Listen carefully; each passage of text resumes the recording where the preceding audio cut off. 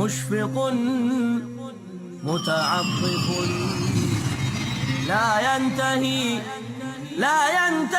بالحصر ما أعطى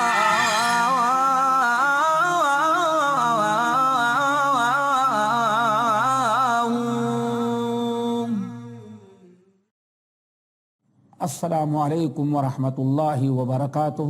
ناظرین کرام، ہم آپ حضرات کی خدمت میں اپنا وہ موضوع پھر دوبارہ لے کر کے حاضر ہوئے ہیں جو کئی قسطوں سے ہم بیان کرتے ہوئے چلے آ رہے ہیں، یعنی رزق میں خیر و برکت کے اسباب۔ ان اسباب کو بیان کرتے ہوئے چوتھا سبب ہم بیان کر رہے تھے شکر، کہ شکر الہی ادا کرنا، شکر گزاری کرنا، یہ بھی اللہ رب العالمین کے ہاں رزق میں، مال اور اولاد میں خیر و برکت کا سبب مقرر کیا گیا ہے۔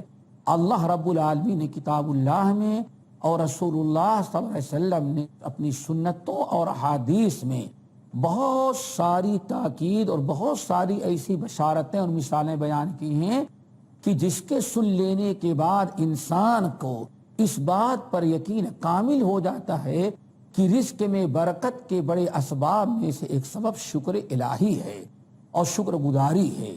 شکر کی میں نے دو قسمیں بتائی۔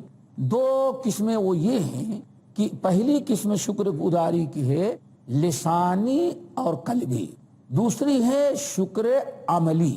شکر لسانی اور قلبی پہلی قسم کیا ہے؟ یعنی انسان اپنے زبان اور اپنے دل سے اللہ تعالیٰ کا شکر ادا کرے، اور اس کا مطلب یہ ہوگا، اس شکر گزاری کا طریقہ یہ ہوگا کہ جب بھی اللہ رب العالمین ہم کو یا آپ کو یا کسی کو بھی بڑی نعمت سے یا چھوٹی نعمت سے نوازے، اللہ تعالیٰ کا کوئی فضل و کرم ہم پر ہو، تو 100% اس بات پر ایمان اور یقین اور دل و دماغ میں یہ تصور ہونا چاہیے کہ یہ نعمت اور فضل و کرم جو ہم کو ملا ہے یہ صرف اللہ رب العالمین کی مہربانی ہے۔ اللہ تعالیٰ نے اپنے فضل و کرم سے ہمیں نوازا ہے، اس میں نہ ہمارا کمال ہے نہ کسی اور کا کمال ہے۔ اگر کسی اور کے ذریعے وہ نعمت ہمیں ملی ہے تو اس وقت بھی ہمیں سب سے پہلے اللہ تعالیٰ کا شکر ادا کرنا چاہیے۔ کیوں؟ جس شخص نے آپ پر احسان کیا اس کو توفیق دینے والا اللہ رب العالمین ہے۔ اللہ اس کے دل میں آپ کے ساتھ احسان اور بھلائی کرنے کا جذبہ نہ ڈالتے تو کبھی وہ آپ کے ساتھ احسان نہیں کر سکتا تھا۔ اسی لیے ہمیشہ انسان پر جب بھی اللہ تعالیٰ کا کوئی فضل و کرم ہو، چھوٹا یا بڑا، دینی یا دنیاوی، تو فوری طور پر اللہ تعالیٰ کا شکر ادا کرنا چاہیے اور الحمدللہ کہنا چاہیے۔ اس کی ایک مثال ہم نے ذکر کی ہے، بڑے اختصار کے ساتھ اشارہ ناظرین کو کر دیتے ہیں تاکہ بات تفصیل سے ہم بتا سکیں۔ سلیمان علیہ السلام کو اللہ تعالیٰ نے بہت سارے جو معجزات دیے تھے، ایک معجزہ یہ تھا کہ پرندوں کی اور ساری مخلوقات کی زبان وہ سمجھ لیتے تو بولی، پرندہ کیا کہہ رہا ہے، جانور کیا کہہ رہا ہے۔ وَعُلِّمْنَا مَنطِقَ الطَّيْرِ، یعنی جانوروں کی بولی اور پرندوں کی آواز بھی سلیمان علیہ السلام سمجھ لیتے تھے کہ وہ کیا کہہ رہا، ان سے گفتگو کرتا تھا۔ اور یہ سلیمان علیہ السلام کو اللہ تعالیٰ نے بطور معجزہ کے عطا کیا تھا۔ ایک مرتبہ سلیمان علیہ السلام اپنی بہت بڑی فوج لے کر کے جا رہے تھے کہیں، راستے میں ایک وادی آ رہی تھی۔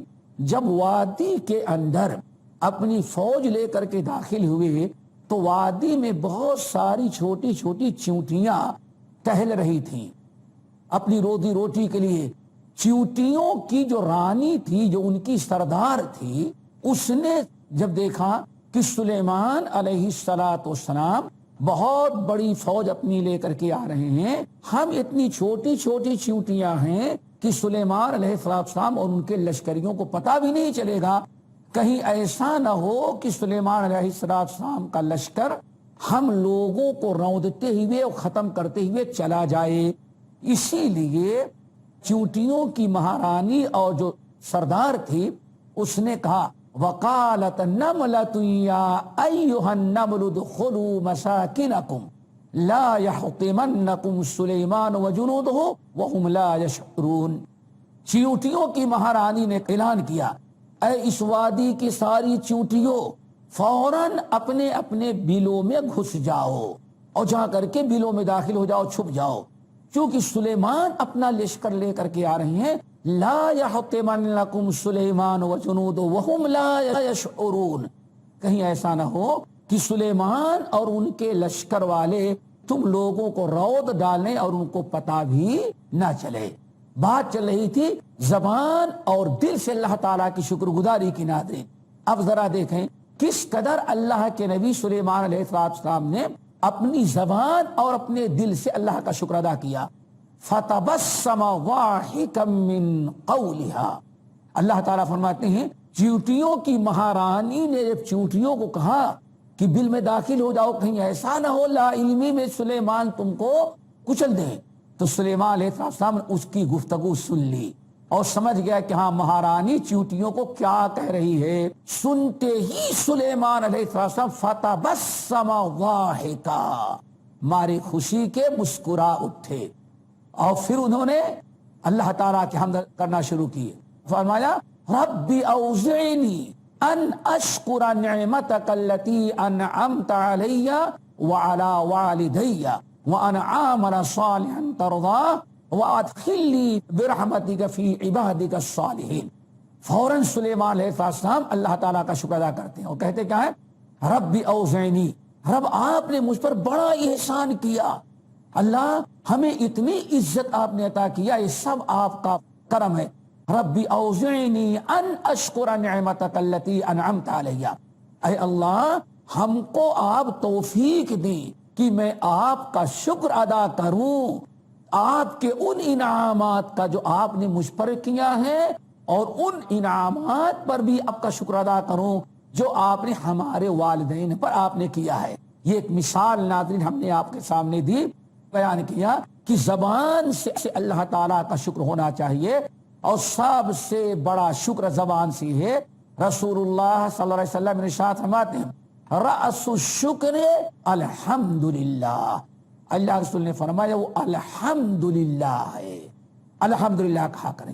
اسی لیے ہمیں حدیث یاد آئی، ام المومنین عائشہ رضی اللہ تعالی عنہ روایت کرتی ہیں کہ نبی علیہ السلام کا بڑا عجیب دستور میں نے دیکھا، اگر آپ کو کوئی خوشخبری سنائی گئی، کسی نے آ کر آپ کو ایسی بات بتائی جو آپ کو خوش کر دینے والی تھی، فوج آپ نے بھیجا ہے، اللہ نے فتح دے دیا ہے، صحت و تندرستی کی خبر ملتی، کسی کی ہاں اولاد ہونے کی خبر ملتی، جب بھی دنیا کی کوئی بھی خوشخبری آپ کو دی جاتی اور آپ سنتے تو کیا پڑھتے؟ الحمدللہ الذی بنعمتہ تتم الصالحات، یہ اللہ تعالیٰ کا شکر ہے۔ الحمدللہ الذی بنعمتہ تتم الصالحات، ناظرین اس دعا کو یاد کرنا چاہیے، جب بھی آپ کے سامنے کوئی خوشخبری آئی فوراً آپ نے الحمدللہ اللہ تعالیٰ کا شکر ادا کیا۔ الحمدللہ الذی بنعمتہ تتم الصالحات، ساری تعریفیں اور حمد اللہ رب العالمین کے کرتے ہیں جس کے فضل و کرم سے اچھی چیزیں پوری ہوتی ہیں، ہمیں نعمتیں ملتی ہیں۔ اور اس کے برخلاف عائشہ رضی اللہ تعالیٰ عنہ کہتے ہیں کبھی نبی علیہ السلام کو اگر کسی ایسی چیز کی خبر دی گئی جو آپ کے لیے باعث تکلیف ہوتی، باعث رنج اور افسوس ہوتی، جب بھی کسی ایسی چیز کی خبر دی گئی جو آپ کے لیے باعث رنج علم اور باعث افسوس غم ہے اور تکلیف ہے، تو آپ واہ ویلا کرنے کے بجائے کہتے الحمدللہ علی کل حال، الحمدللہ علی کل حال۔ اسی لیے ہم تمام لوگوں کو اس کا خیال رکھنا چاہیے، خوشی اور غمی میں کسی بھی حالت میں رہیں، چونکہ نبی علیہ السلام نے ارشاد فرمایا کہ مومن کا معاملہ ایسا ہے، ہر حال میں مومن بھلائی میں رہتا ہے، مومن کی زندگی کا ایک ایک لمحہ، ہر آنے والا وقت اس کے لیے خیر و برکت کا ہوتا ہے۔ پھر آپ نے اس کی وضاحت کی، فرمایا اگر اللہ تعالیٰ اس کو خوشی سے نوازتا ہے، اللہ کا کوئی فضل و کرم ہوتا ہے تو وہ انسان اللہ تعالیٰ کی حمد کرتا ہے اور اللہ کا شکر ادا کرتا ہے. جب اس نے اللہ کی حمد اور اللہ کا شکر ادا کیا فکان خیر اللہ، تو یہ اس کے لیے بہت ہی خیر و برکت کا سبب بن جاتا ہے. اور اگر کبھی کسی مومن کو کوئی تکلیف اور نقصان پہنچتا ہے، بیماری اور پریشانی میں مبتلا ہوتا ہے، تو یہ بیماری اور پریشانی جو ہے، یہ بھی یہ حالت اور یہ جو مصیبت آئی ہے، یہ بھی مومن کے حق میں خیر ہی ہوتا ہے. مومن کے لیے اس میں بھی کوئی شر نہیں ہے. کیوں؟ نبی علیہ السلام ارشاد فرماتے ہیں مومن کو اگر پریشانی میں ہم مبتلا کرتے ہیں تو وہ صبر کرتا ہے اور صبر اس کے لیے بہت ہی خیر و برکت کا ذریعہ بن جاتا ہے. ناظرین، مختصر سے وقفے کا وقت ہے. انشاءاللہ وقفے کے بعد پھر ہم دوبارہ اپنی بات لے کے حاضر ہوں گے اور اس کی تکمیل کریں گے. اقول قولی ھذا واستغفر اللہ من کل ذنب واتوب الیہ. رب رحیم مشفق. ناظرین السلام علیکم ورحمۃ اللہ وبرکاتہ. وقفے سے پہلے ہم گفتگو کر رہے تھے کہ نبی علیہ السلام فرماتے ہیں اللہ کے نزدیک سب سے محبوب، سب سے پسندیدہ لوگ اور سب سے اعلیٰ مقام و درجہ رکھنے والے قیامت کے دن وہ لوگ ہیں جو ہر حال میں اللہ تعالیٰ کا شکر ادا کرتے الحمدللہ کہہ کر کے. خوشی میں ہیں جب بھی اللہ تعالیٰ کے حمد اور شکر، اور اگر کسی تنگی اور پریشانی میں ہیں تو اس وقت بھی وہ اللہ تعالیٰ کی حمد اور اللہ تعالیٰ کا شکر ادا کرتے ہیں. یہ بات چل رہی تھی ناظرین، شکر کی پہلی قسم جو ہے لسانی اور قلبی، یعنی انسان اپنے زبان و دل سے اللہ تعالیٰ کا شکر ادا کریں. اور اللہ نے بڑی تاکید کے ساتھ فرمایا وَأَمَّا بِنِعْمَةِ رَبِّكَ فَحَدِّثْ. شکر کی دوسری قسم ناظرین وہ بھی بڑی اہم ہے، اس کو سننا چاہیے اور یاد بھی رکھنا چاہیے، اس پر عمل کرنے کی کوشش بھی کرنی چاہیے. وہ ہے عملی شکر. عملی شکر کیا ہے؟ یعنی عملی شکر کا دو مطلب ہے. ایک مطلب تو یہ ہے کہ آپ اللہ تعالیٰ کی نعمتوں کا، اللہ تعالیٰ کے فضل و کرم کا آپ اللہ کا شکر اپنے عمل کے ذریعے کریں، اپنے عمل کے ذریعے کریں. نمبر دو، عملی شکر یہ ہے کہ آپ اللہ رب العالمین نے جسم کے جتنے اعضاء آپ کے بنائے ہیں ان اعضاء کو صحیح طریقے سے اللہ اس کے رسول صلی اللہ علیہ وسلم کے بتائے ہوئے طریقے کے مطابق انہی چیزوں میں استعمال کریں جہاں اللہ اس کے رسول نے ہمیں کہا ہے. یہی اصل میں ہے عملی شکر. مثلا اللہ رب العالمین نے فرمایا سورۃ بنی اسرائیل کی آیت وَلَا تَقْفُ مَا لَيْسَ لَكَ بِهِ عِلْمٌ إِنَّ السَّمْعَ وَالْبَصَرَ وَالْفُؤَادَ كُلُّ أُولَئِكَ كَانَ عَنْهُ مَسْئُولًا. کس قدر اللہ رب العالمین نے یہ اعضاء جو ہمارے ہیں ان کی کس طرح سے اللہ تعالیٰ قیامت کے دن پوچھ کر رہا ہے کہ تم نے ان کو جائز جگہ میں استعمال کیا یا ناجائز میں. اپنی آنکھ کا، کان کا، دل و دماغ کا تو نے کتنا شکر ادا کیا ہے. اللہ تعالیٰ فرماتے ہیں وَلَا تَقْفُ مَا لَيْسَ لَكَ بِهِ عِلْمٌ. جس چیز کا تمہیں علم نہ ہو، جو چیز تم نے سنی نہیں، جس کی حقیقت تم کو معلوم نہیں ہے، جس چیز کو تم نے اپنے آنکھوں سے دیکھا نہیں، جس کو تم نے اپنے کان سے سنا نہیں، دل نے جس چیز کی تصدیق نہیں کیا، خبردار ایسی باتوں کے پیچھے تم نہ پڑو. دیکھیں انسان بہت ساری چیزیں سنی سنائی باتوں میں آ جاتا ہے اور بات کو پھیلانے لگتا ہے. رب العالمین فرما رہے ہیں یہ اصل میں بہت بڑی اللہ کی ناشکری ہے. اللہ فرماتے ہیں جس چیز کا تمہیں علم نہیں ہے اس کے پیچھے نہ پڑو. کیوں؟ ان السمع، یہ کان جو میں نے تم کو دیا ہے، والبصر، ہم نے یہ آنکھ تم کو جو دی ہے، کان ہم نے دیا ہے سننے کے لیے، آنکھ ہم نے دیا ہے تم کو دیکھنے کے لیے، والفؤاد، اور ہم یہ دل جو تم کو میں نے دیا ہے، جو دل سوچنے سمجھنے کے لیے ہے. یہ تین اعضاء کا اللہ تعالیٰ نے تذکرہ کیا. ان السمع والبصر والفؤاد، یقیناً تمہارے کان، تمہارے آنکھ اور تمہارے دل، کل اولئک کان عنہ مسئولا، ان تمام چیزوں کے متعلق قیامت کے دن اللہ تعالیٰ تم سے پوچھیں گے۔ اللہ تبارک و تعالیٰ تم سے سوال کریں گے کہ بندے میں نے کان تجھے سننے کے لیے دیا، تم نے اس کی کتنی شکر گزاری کی، کہاں استعمال کیا؟ حضرت عبداللہ ابن عباس رضی اللہ تعالیٰ عنہما کا قول مجھے یاد آیا ناظرین۔ وہ اس آیت کی تفسیر کرتے ہوئے کہتے ہیں اللہ تعالیٰ یہ نہیں پوچھے گا کہ ہاں کہاں کہاں استعمال کیا، کیوں؟ اللہ تعالیٰ کو معلوم ہے کہ اس کان سے آپ نے کیا کیا سنا، اس آنکھ سے آپ نے کیا کیا دیکھا، دل میں آپ نے کیا کیا رکھا، اللہ تعالیٰ کو سب کچھ معلوم ہے۔ سوال یہ نہیں کرے گا کہ کہاں کہاں ان کو استعمال کیا۔ عبداللہ بن عباس رضی اللہ تعالیٰ عنہ کہتے ہیں سوال یہ کرے گا اللہ تعالیٰ اچھی چیزوں میں کتنا تم نے ان کو استعمال کیا اور بری چیزوں میں ان کو تم نے کیوں استعمال کیا۔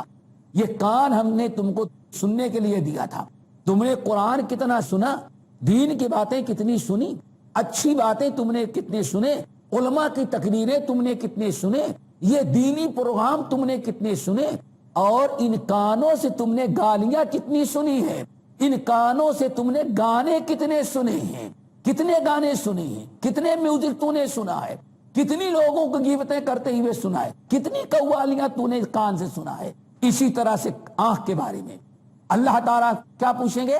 افلا ينظرون الى الابل کیف خلقت، اے میرے بندو جس اونٹ پر تم سواری کرتے ہو اللہ نے کتنے عجیب و غریب انداز سے پیدا کیا۔ آسمان کو دیکھا کتنا بڑا ہم نے بغیر ستون کے پیدا کیا، زمین کو دیکھا ہم نے کس قدر اس میں طرح طرح سے کہیں ہموار ہیں، کہیں پہاڑ ہیں، کہیں ندیاں ہیں، کہیں سمندر ہے پیدا کیا۔ ان بڑے بڑے پہاڑوں کو ہم نے زمین پر گاڑ دیا ہے تاکہ زمین تم کو لے کے حرکت نہ کرے۔ ان نعمتوں کو دیکھ کر کے تجھے میری معرفت کتنی حاصل ہوئی۔ اللہ کی معرفت اگر حاصل کرنا ہے تو اللہ کی مخلوقات پر غور و فکر کرو، اپنی پیدائش پر، اپنے جسم پر، سواریوں پر، زمین پر، آسمان پر، ان ساری مخلوقات پر غور و فکر کرو گے، اپنی آنکھوں سے دیکھو اور ان پر غور و فکر کرو۔ ہم نے ایک مقام قرآن کا پیش کیا ہے بس، افلا ينظرون الى الابل كيف خلقت والى السماء كيف رفعت والى الجبال كيف نصبت والى الارض كيف سطحت۔ میرے بندو مجھ پر ایمان کیوں نہیں لاتے، میرا شکر کیوں نہیں ادا کرتے؟ کیا تم نے دیکھا اللہ نے آسمان کو کیسے بلند کیا ہے؟ کیا تم نے پہاڑوں کو دیکھا اللہ نے کیسے گاڑ دیا ہے؟ کیا تم نے زمین کو دیکھا کہ اللہ نے کیسے ہموار کیا ہے؟ جس سواری اونٹ پر تم سوار ہوتے ہو کبھی تم نے سوچا کہ اونٹ کو اللہ نے کیسی عجیب و غریب مخلوق بنائی ہے؟ اللہ تعالیٰ نے فرمایا فَلْيَنْظُرِ الْإِنسَانُ إِلَىٰ طَعَامِهِ، انسان کے سامنے کھانا آ گیا، روٹی آئی، چاول آیا، کتنے قسم کے کھانے ہمارے سامنے آئے۔ آج مسلمان کی ناشکری کا عالم یہ ہے کہ بسم اللہ پڑھ کر کے کھانا بھی جلدی نہیں شروع کرتا، اور کھانے کے بعد کہ مسلمان کو دعا بھی نہیں یاد ہے تو رزق میں برکت آئے کہاں؟ جبکہ رب العالمین یہ قرآن پاک ہمارے سامنے ہے، اس قرآن پاک میں اللہ نے حکم دیا فَلْيَنْظُرِ الْإِنسَانُ إِلَىٰ طَعَامِهِ، انسان جب کھانے کے لیے بیٹھتا ہے تو ذرا اپنے کھانے کو دیکھ لے کہ ایک روٹی کتنے مراحل طے کرنے کے بعد اللہ تعالیٰ نے تمہیں روٹی میسر کیا ہے۔ اللہ نے آسمان سے بارش برسائی، زمین کو نرم کیا، کسان نے بیج ڈالا، پھر اللہ رب العالمین نے فصل پیدا کیا، گندم تیار ہوا، اس گندم کو آٹا پیسا گیا، پھر اس کے بعد روٹی پکانے کی تعلیم دی۔ ایک لقمہ انسان اگر کھاتا ہے تو اس پر بھی اللہ تعالیٰ ہمیں حکم دے رہے ہیں کہ اس پر غور کرو، اپنی آنکھ سے فائدہ اٹھاؤ، اس کو دیکھو۔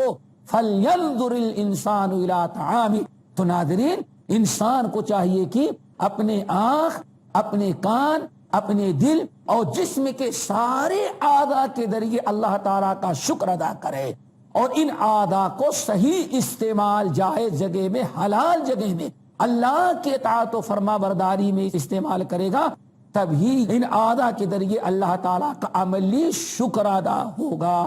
اگر ہم نے ان اعضا کو ناجائز و حرام چیزوں میں استعمال کیا تو یہ اللہ تعالیٰ کی ناشکری ہوگی۔ اگر ہم نے ان کو اللہ کی فرما برداری میں استعمال نہ کیا تو ہم نے ان کی شکر گزاری نہیں کی۔ ان کو کہا جاتا ہے عملی شکر۔ ہم نے قرآن پاک کی روشنی میں صرف 3 اعضا کو بطور مثال کے بیان کیا، آنکھ، کان اور دل۔ اسی طرح سے زبان کو ذرا دیکھیں، کتنی بڑی نعمت ہے۔ پیروں کو دیکھیں، اس لیے ان سے ہمیں فائدہ اٹھانا چاہیے۔ اسی لیے اب آئے قرآن کو ذرا دیکھیں، عملی شکر گزاری کا حکم اللہ نے کس طرح سے دیا ہے۔ سورہ سبا 22واں پارہ، سورہ سبا کی آیت ہے، رب العالمین نے اپنے نبی داؤد علیہ السلام اور ان کے خاندان کے لوگوں کو حکم دیا، فرمایا اعملوا آل داؤد شکرا، اعملوا آل داؤد شکرا وقلیل من عبادی الشکور۔ اللہ رب العالمین فرما رہے ہیں اعملوا آل داؤد شکرا، اے داؤد کے گھر والے، اے ہمارے رسول و نبی داؤد کے خاندان کے لوگوں، تم اللہ کا شکر ادا کرنے کے لیے عمل کرو۔ اعملوا آل داؤد شکرا، اے آل داؤد اللہ تعالیٰ کا عملی شکر ادا کرو۔ ناظرین، بات کتنی واضح ہو گئی کہ اللہ تعالیٰ ہمیں عملی شکر کا حکم دے رہے ہیں۔ اعملوا آل داؤد شکرا، اعملوا کے معنی نیک اعمال کرو، اچھے اعمال کرو، اللہ کی اطاعت و فرما برداری کرو۔ پھر اللہ تعالیٰ فرماتے شکرن، میری شکر گزاری کے لیے۔ پتا چلا کہ جب تک انسان عمل کے ذریعے اللہ تعالیٰ کا شکر نہ ادا کرے تب تک اللہ تعالیٰ کی شکر گزاری ادا نہیں ہوتی۔ ناظرین، وقت اختتام کو پہنچا، انشاءاللہ ابھی ہمارا موضوع باقی ہے، پھر دوبارہ ہم آپ کی خدمت میں لے کے حاضر ہوں گے انشاءاللہ۔ السلام علیکم ورحمۃ اللہ وبرکاتہ۔